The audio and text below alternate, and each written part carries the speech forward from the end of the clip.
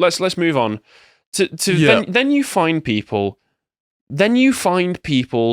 crying about how good a comic, like what's so funny about truth, justice, and the American way is, telling you that it's going to be this life-changing thing.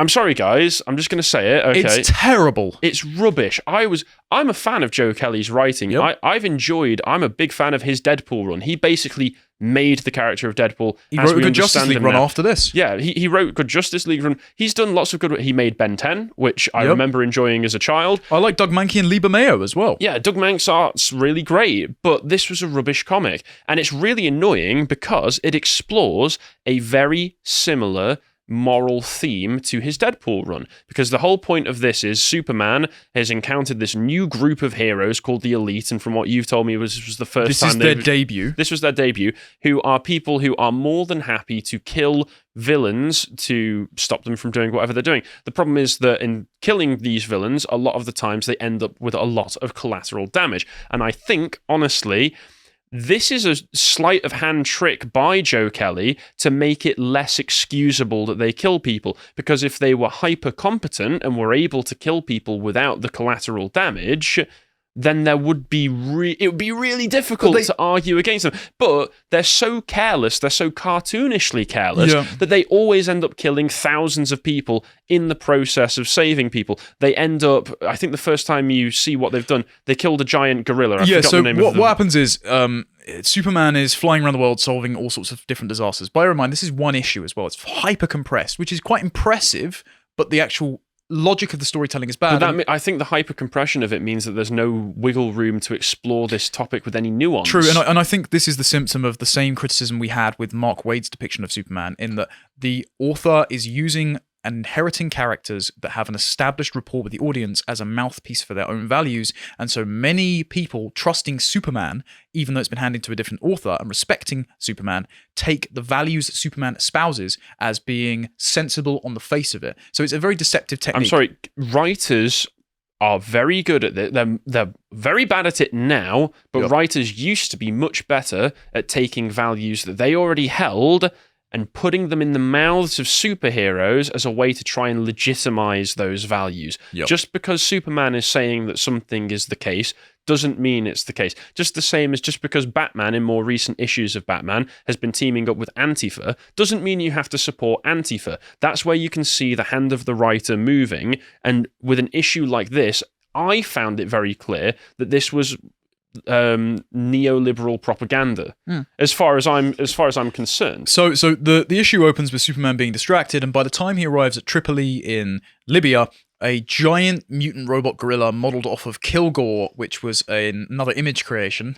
Our last episode on Kingdom Come and 90s comics on the history of that, flattening the city but having been ripped into shreds. Now, there are obviously questions about how did a gorilla get this giant, what the hell is in that gun, but this is an incredibly obvious manufactured situation to make you not sympathize for the elite. But the point being is that what would Superman have done but not kill the giant creature? Now, he could have taken it in space, so he wouldn't have flattened the city. That would have been where it would have suffocated, presumably. Yeah, exactly. Or it just stuck it in the Phantom Zone, where it could have gotten out again, like every time he puts General Zod Like there. every time he puts anything in the Phantom Zone. Yeah, not great. Submerged it in the ocean. So Superman would have... Oh, it would have drowned, yeah. Or Aquaman would have killed it. Yeah, because Aquaman's based. But or dropped it off in Gorilla City, where Gorilla Grodd could have used it to destroy all of humanity. Anyway, point being, look, Superman would have had to kill it, no matter what. So it's not a question as to, in this scenario, should Superman have killed the giant, monstrous, rampaging gorilla? It's, should the collateral damage have happened in it? It's fair to say the elite is careless, but the entire comic makes the point of the elite shouldn't kill. Well, here, Superman would have killed this thing as well. Well, I think that when you look at a situation like that and say, oh, but I don't know, Superman could have just knocked out the gorilla or something,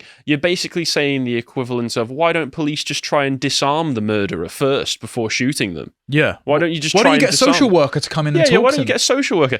I find it gave off those vibes to me. And once again, I think I can add some context to this, given that I've read his Deadpool run. Yeah. Joe Kelly dealt with this whole idea much better and in a much more nuanced way in that run, because Deadpool is not a character who has any qualms about killing people. No. I think that's very, very clear. And he starts off that run with Deadpool in that mode. But throughout the run, Deadpool, I forget the catalyst of this, but he decides that he wants to do better. He wants to be a better person. I think something personal affects him, and he decides that he doesn't want to kill anymore.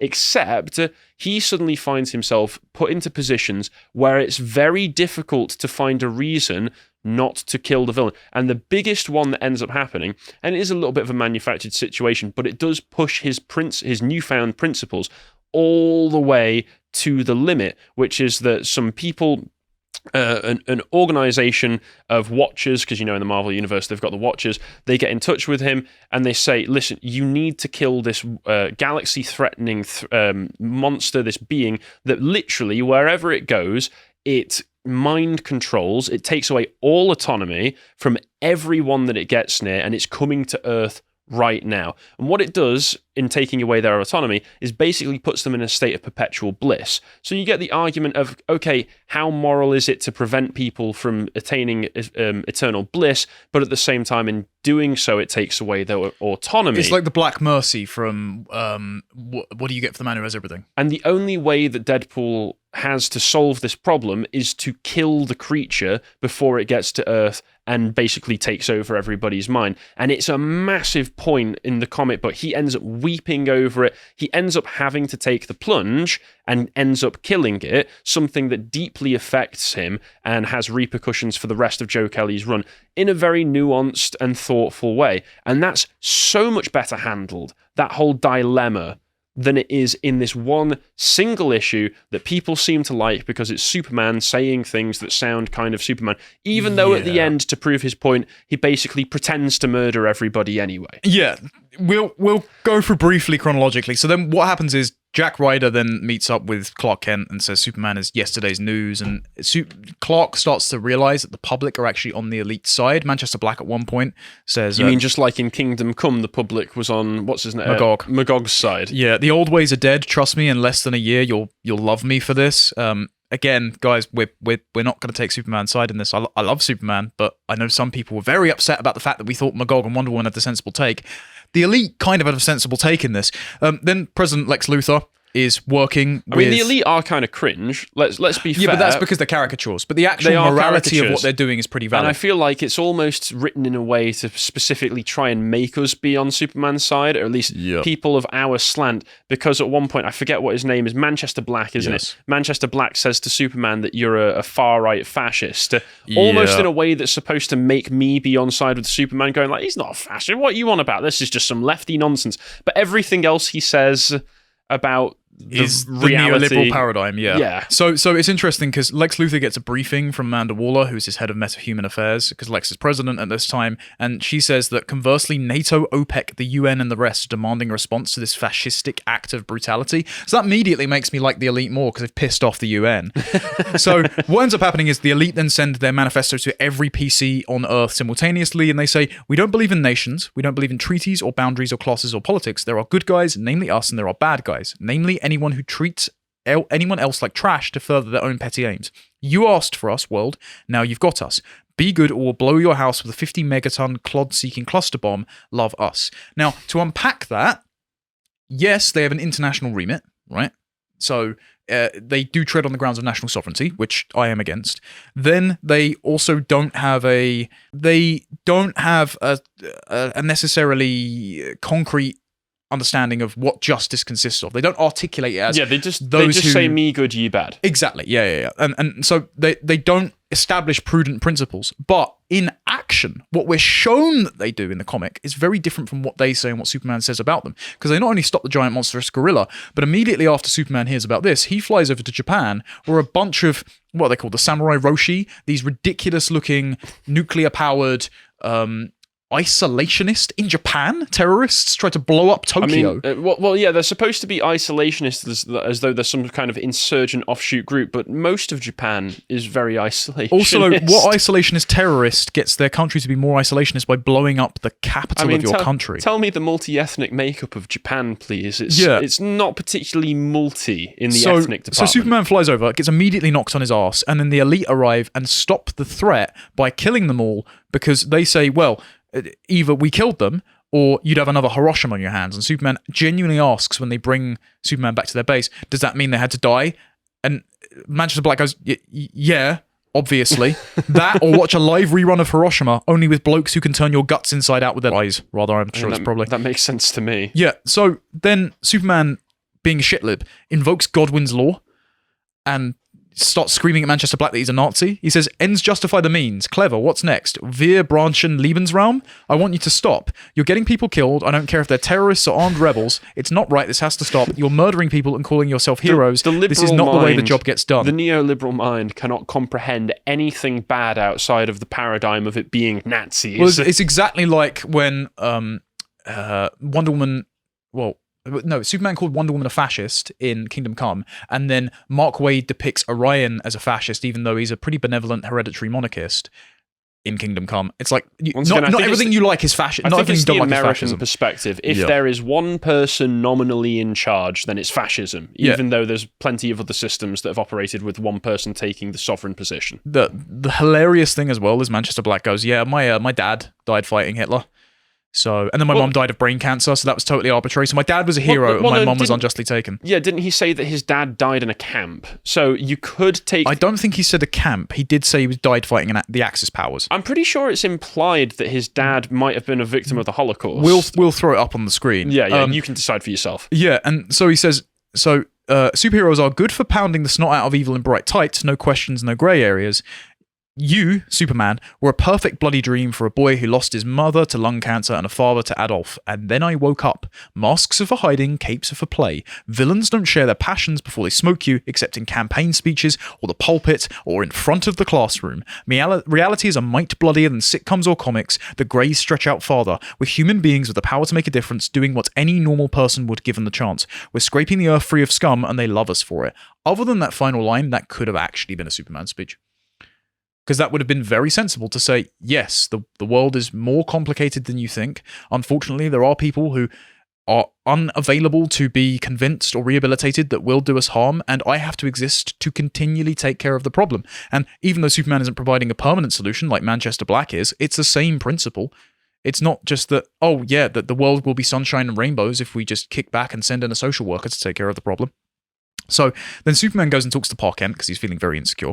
And Pa Kent reassures him with some folks, mostly loud and angry ones, others just scared, thinking that Superman can't beat the elite or is obsolete. They look outside and see revolving doors on prisons, government corruption, maniacs hiding in the desert, children. Well, what happens to children these days gets anyone's blood up. Sometimes truth, justice, and the American way just doesn't make them feel any better. They want answers, easy, quick results. I think we should also point out that this weird framing of the American way as some kind of semi-pacifist mentality where you don't kill anybody. Yeah. Once again, the Second Amendment is a thing that exists.